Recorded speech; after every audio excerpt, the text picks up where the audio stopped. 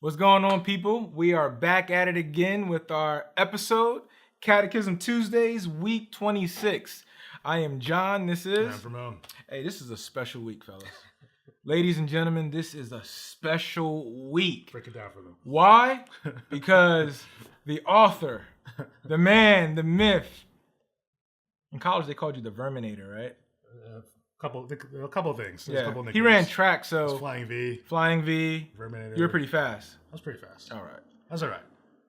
Week 26 Really good. in the Catechism. This is the one that you wrote. Yeah, the devotional for it. Yeah. Yeah, so if you guys have been following along with the Catechism, there's commentaries that go along with this. Ramon actually wrote the devotional, the commentary, for our week that we're in today. So I'm pretty excited. Are you excited? You say so. I feel like I'm excited, more excited than you. What's the question? All right, man. Let's get right into our question. What else does Christ's death redeem? The answer: Christ's death is the beginning of the redemption and renewal of every part of fallen creation, as he powerfully directs all things for his own glory and creation's good. Pastor V, as you thought about this, you wrote about it, you prayed about it, all those different things, explain to us, essentially, how does this actually hit you? Well, one of the things I thought about was one of the last times I went to the Grand Canyon. I remember just the experience of standing there at the rim and how beautiful it is as you look around.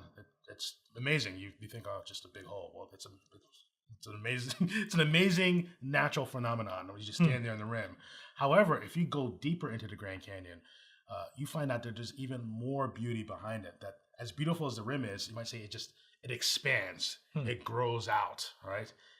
There's even more for you to see and experience. And I would argue that, like it says, Christ's death and his resurrection, that whole thing has more behind it than we realize. Okay.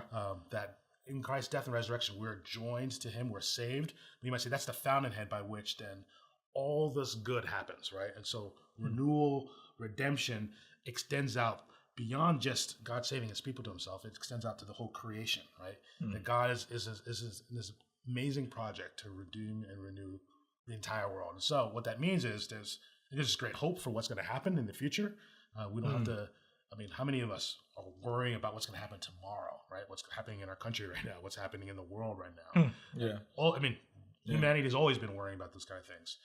Here's a promise from God about what will ultimately happen. Hope and renewal for all the world. And it also gives us confidence in the present, right? It helps us realize that motivation in the present, motivation and confidence in the present, because it helps us know like the things that we do matter. They're leading to great good. They're leading to things that are going to last forever. That's good, man. That's good. And I think with all these things too, like if I can read this real quick, this means that the church is not a passive bystander to the world. It means that the church needs to be actually active in what's going on. We're not passive. And almost to so like when in terms of different things that's going on in society, I think a lot of people, I mean, especially at one time in history, everyone was asking, well, what does the church actually think about this? How does the church is involved? And I just think that for us to not necessarily be passive, for us to bring about our understanding of the comprehensive gospel into those actual things, and for us to be able to show restoration and renewal, as kind of what you're talking about, as in the here and now, So it's that tension of the already not yet, so to speak. But we're supposed to be agents of Christ in this world and not being passive. So to know that God's behind it all. What better person to know is behind making all this happen, but to know that it's the Lord God. That's good. That's good. Well, there you have it, folks. Catechism Tuesdays, week 26. Pastor V, he wrote this one, so you got to check it out. Like, share, and comment. Love God, love people. Peace.